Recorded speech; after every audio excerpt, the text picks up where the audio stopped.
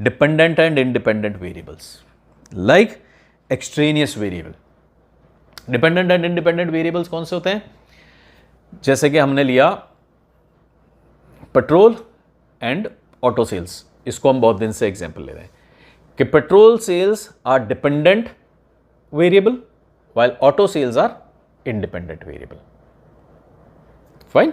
वहीं पे हम दूसरा क्वेश्चन ले लेते हैं, corona lockdown and auto sales. उस केस में ऑटो सेल्स क्या बन जाती है? डिपेंडेंट बन जाती है, और कोरोना लॉकडाउन बन जाते हैं इंडिपेंडेंट। वहीं पे हम corona spread and corona lockdown को ले लेते हैं, तो कोरोना लॉकडाउन बन जाता है डिपेंडेंट, कोरोना स्प्रेड बन जाता है इंडिपेंडेंट। तो it depends on your query कौन डिपेंडेंट रहेगा कौन इंडिपेंडेंट रहेगा। तो डिपेंडेंट इंडिपेंडेंट तो बाय एंड लार्ज हमारे को पता है, हमने कोरिलेशन पढ़ा था जब भी हमने देखा था, रिग्रेशन पढ़ा था जब भी हमने देखा था कि y on x, x on y, y is dependent on x, x is dependent on y.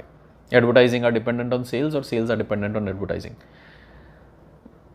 Sales of jackets, sales of air conditioners are dependent on temperature outside, weather outside.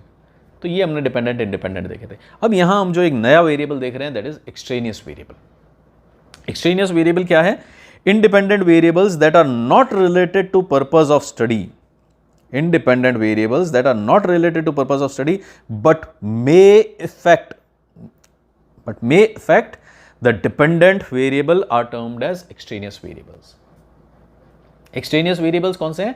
Independent variables हैं, मेरी study में मैं इनको consider नहीं कर रहा हूं, मेरे लिए डिपेंडेंट या इंडिपेंडेंट नहीं है, बट ये अपने आप में चलते हुए कुछ ऐसे इंडिपेंडेंट वेरिएबल्स हैं जिनका इफेक्ट मेरी स्टडी के ऊपर आता ही आता है, मेरे रिजल्ट्स के ऊपर इनका इफेक्ट आता ही आता है, वो होते हैं एक्सट्रेनियस वेरिएबल्स। फाइन। जैसे कि अभी हम ये जो केस ले रहे हैं पेट्रोल का और ऑटो सेल्स का, तो पेट्रोल तो क्या हो गया? डिपेंडेंट वेरिएबल हो गया। ऑटो सेल्स क्या हो गई? इंडिपेंडेंट। के ऑटो तो पेट्रोल सस्ता हो जाएगा तो ऐसा नहीं है कि मैं जाके कार ले लूंगा, मेरे पास पैसा होना चाहिए कार लेने का, मेरे पास पैसा होना चाहिए, जरूरत होनी चाहिए एक टू व्हीलर लेने की, तभी मैं लूंगा। लेकिन अगर मैंने कार और टू व्हीलर ले ली तो पेट्रोल तो मेरे को लेना ही लेना पड़ेगा। फिर उसमें ऐसा नहीं है कि मेरी इच्छा नहीं है, मेरी जरूरत नहीं है, जब गाड़ी ली है तो फिर उसके अंदर पेट्रोल लगेगा। इसका मतलब यहां क्या हो गया? पेट्रोल बन गया डिपेंडेंट वेरिएबल एंड ऑटो बन गया इंडिपेंडेंट वेरिएबल। फिर अगर मैं एक्सट्रेनियस वेरिएबल्स को देखने की कोशिश करूं, एक्सट्रेनियस वेरिएबल्स क्या हो गए? अभी जो पिछले 6 महीने में लोगों की नौकरियां चली गई है, लोगों की सैलरीज कम हो गई हैं, लोगों को 2-2, 3-3 महीने में एक बार सैलरी मिल रही है, अगर रेगुलरली मिल रही है तो कट होके मिल रही है, 10 दिन 15 दिन एक वीक की मिल रही है एक महीने के अंदर। तो मेरी स्टडी के डिपेंडेंट इंडिपेंडेंट कौन है? पेट्रोल एंड ऑटो है। लेकिन मार्केट के अंदर जो लॉकडाउन चल रहे हैं, मार्केट के अंदर जो पैसा नहीं है लोगों के पास, उसका इफेक्ट आएगा या नहीं आएगा पेट्रोल के ऊपर? ऑब्वियसली आएगा। अगर मेरे पास पैसा नहीं है, इन 1 साल 2 साल पहले मेरे पास अच्छी सैलरी आ रही थी, अच्छी इनकम थी, अच्छा पैसा आ रहा था, बिजनेस अच्छा चल रहा था, मैंने एक कार ले ली, अब वो कार खड़ी हुई है, लेकिन अब जब मेरे पास मेरा बिजनेस नीचे जा रहा है, मेरे को सैलरीज रेगुलरली नहीं मिल रही है, तो अब मेरे पास इतना पैसा नहीं है कि मैं उस कार के अंदर पेट्रोल डलवा सकूं, है ना? तो इसका मतलब एक कार सेल तो हुई थी, लेकिन अब वो पेट्रोल में कन्वर्ट नहीं हो रही है, क्योंकि एक एक्सट्रेनियस वेरिएबल ने हमारे को अफेक्ट कर दिया है।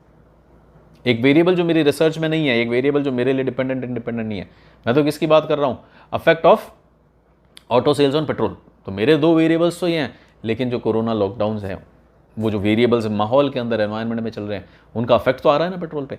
दूसरा केस लेते हैं, मैं एक कोचिंग देता हूं, एक ट्रेनिंग देता हूं बच्चों को मैथ्स की।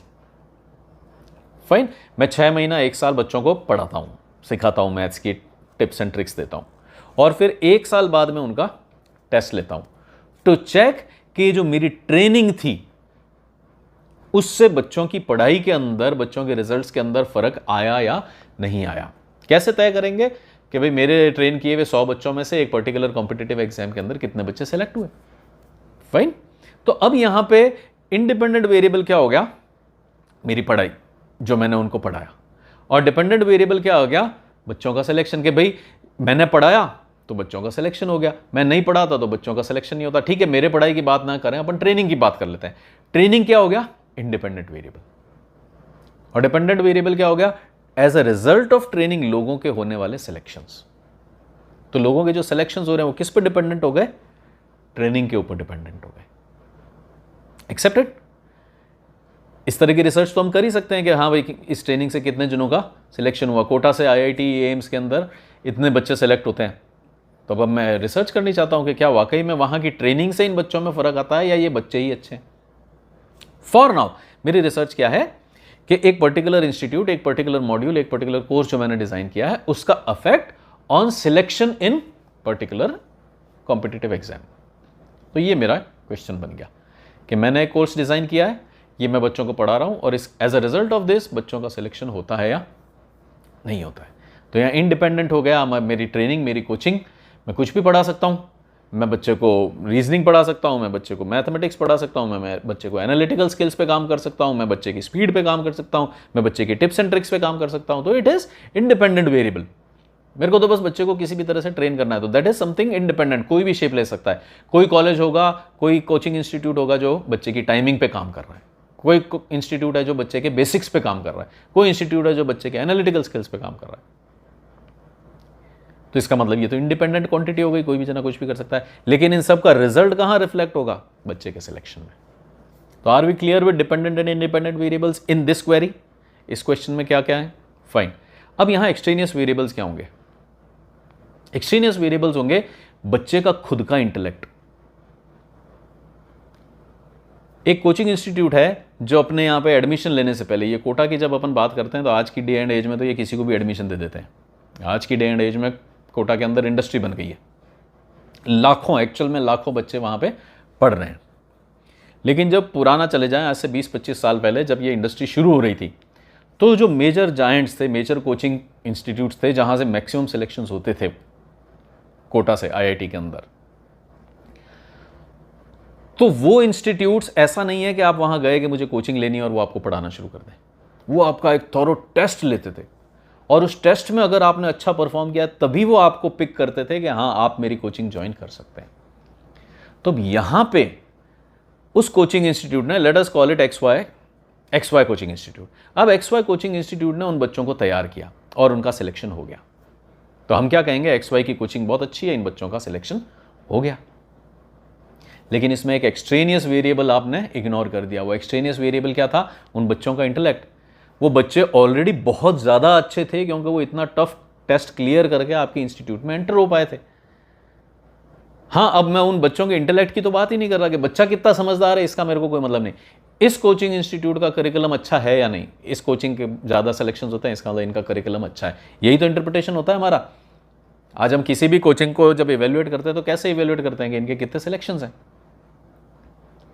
आपको क्या पता कि वहाँ पे आने वाले सारे बच्चे ही अच्छे रहे हों। हम अचानक से कह देते हैं कि IITs एंड IIMs के प्लेसमेंट्स बहुत अच्छे हैं। राजस्थान में छोटी जगहों के बीकानेर जैसे कॉलेजेस के प्लेसमेंट्स अच्छे नहीं हैं। क्या आपने कभी ये कंपैरिजन किया है कि IIT और IIM के अंदर बच्चे कौन बैठे हुए हैं? इंडिया के जो बेस्ट 2000 बच्चे होते हैं वो बेस्ट IITs एंड IIMs में बैठे हुए होते हैं। Not even top 10,000। अगर आप टॉप 10,000 की बात करते हैं तो उन टॉप 10,000 के प्लेसमेंट्स भी नहीं होते हैं। तो when we compare IITs and IIMs to smaller places like Bikaner, हम ये भूल जाते हैं कि वहां पे बच्चे कौन गए हुए थे। तो उस एक्सट्रेनियस वेरिएबल को तो आप भूल गए। आपने तो क्या कहना शुरू कर दिया कि बीकानेर से BBA करने से, बीकानेर से MBA करने से प्लेसमेंट नहीं होता है। बिल्कुल लॉजिकल बात है। आपने ये कहा कि IIM अहमदाबाद से MBA करता हूं या PGDBM करता हूं तो मेरा प्लेसमेंट होता है और बीकानेर से नहीं होता है। ठीक है, यहां तक तो आपकी बात लॉजिकल लग रही थी, लेकिन what about those extraneous variables? Can we ignore those extraneous variables? क्या मैं इस चीज को इग्नोर कर सकता हूं कि यहां आने वाले बच्चे का इंटेलेक्ट क्या है? वो IIT IIM डिजर्व नहीं करता था इसलिए वो यहां बैठा हुआ है। हम उस चीज को हटा देते हैं। हम कह देते हैं कि छोटी जगहें जो हैं, बीकानेर है, गंगानगर है, यहाँ की जगहों के प्लेसमेंट्स नहीं होते। राजस्थान पिछड़ा हुआ स्टेट है, इसके प्लेसमेंट्स नहीं होते। महाराष्ट्र के प्लेसमेंट्स अच्छे होते हैं, दिल्ली के प्लेसमेंट्स अच्छे होते हैं। Have you ever checked it कि वो जो एक एक्सट्रेनियस वेरिएबल है जिसको हमने इग्नोर कर दिया था, हमने तो क्या कहा?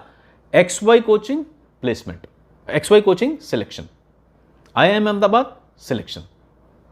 What about those extraneous variables जहां पे वो बच्चा खुद ही इतना टैलेंटेड था कि उसका सिलेक्शन होना ही होना था, कि उसका प्लेसमेंट होना ही होना था। दीज आर एक्सट्रेनियस वेरिएबल्स कि जो डायरेक्टली हमारी क्वेरी को रिलेट नहीं करते हैं लेकिन एक बहुत इंपॉर्टेंट रोल प्ले करते हैं। Those are extraneous variables.